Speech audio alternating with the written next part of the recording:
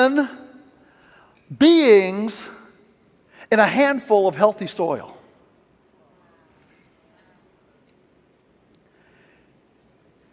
$2 trillion. There are 3 trillion beings inside of us. MIT says we're only 15% human. We're 85% non-human. All of us, if we could look at ourselves with an electron microscope, we'd all look like Pigpen in the Peanuts comic books, with this cloud of viruses and vapor and, stuff all around us and in us and through us, right?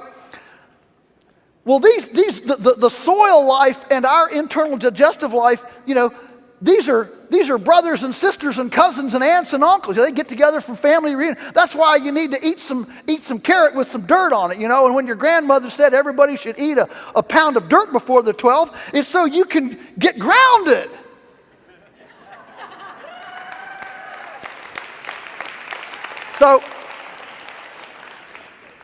So this soil is a living thing. It's a biological thing. It's not just inert mechanical material like like Justice von Liebig was saying and like the chemical approach was saying.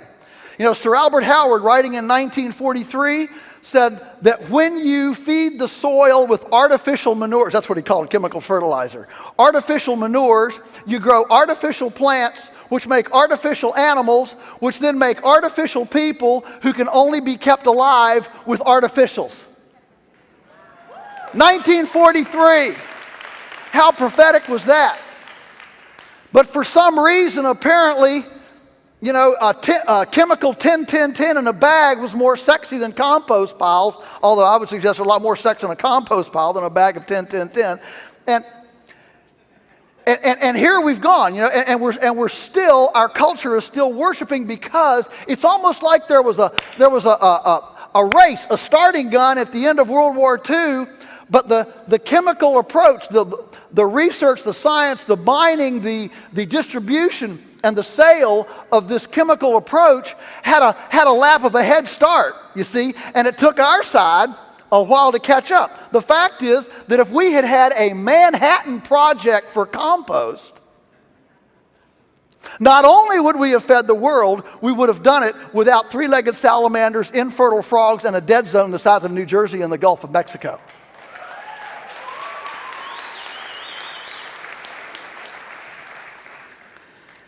Today, our side spins circles around the other side. I mean, now we've got electromagnetized foliar fertilizer out of little misty nozzles blowing calypso music to make the stomata open up real wide and accept this foliar. I mean, we got cool stuff today that's all about a biological approach. You see, when you take a mechanical approach to life, it creates crazy things.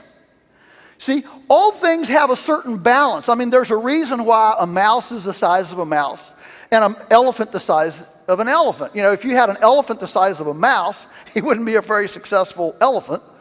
And if you had a mouse the size of an elephant, he wouldn't be a very successful mouse. There are reasons why things are the way they are. But in our pell-mell, amoral, creative system, where there's no ethical, moral, balanced framework, and it's not about life, we just have this one thing about, well, let's grow it faster, fatter, bigger, cheaper. I can assure you that just growing it faster, fatter, bigger, cheaper does not create health. That's why the average NFL football player is dead at 57. When your neck is bigger than your head, you're a freak of nature, and nature weeds you out.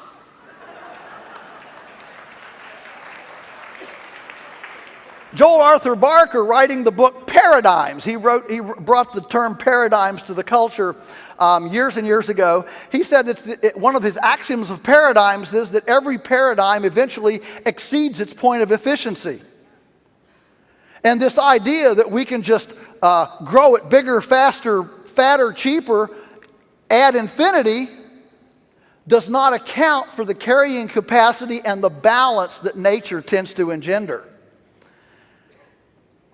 And that's why on our farm we have this saying, we want to preserve and create a habitat that allows the pigness of the pig to fully express itself and the tomato-ness of the tomato. Because it's in the essence of the being that we create sacredness and reverence for life.